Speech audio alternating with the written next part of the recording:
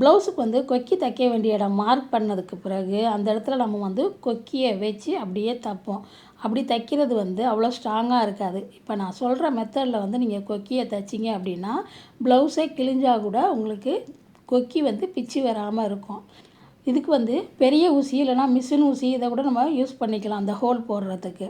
கொக்கி பட்டி தைச்ச இடத்துல 3 பீஸ் இருக்கும் இல்லைங்களா, அதில் 2 பீஸில் மட்டும் இந்த ஹோல்ஸ் வர மாதிரி இந்த ஊசி அப்படி நான் குத்துற மாதிரி குத்தி ஒரு 1/4 இன்ச்சுக்கு எடுக்கும்போது இந்த பின்பக்கம் வந்து இந்த ஊசி வெளியில் தெரியக்கூடாது. அப்படி திருப்பி ஹோல்ஸ் போட்டுக்கணும். அந்த ஹோல்ஸில் வந்து கொக்கியை வந்து அப்படியே தலைகீழாக திருப்பி இந்த கொக்கியோட அடிப்பகுதியை வந்து அந்த ஹோல்குள்ளார விட்டு அப்படியே கொக்கியை முன்பக்கம் திருப்பணும் அப்படின்னா கொக்கி வந்து அந்த துணியில் மாட்டிக்கும்.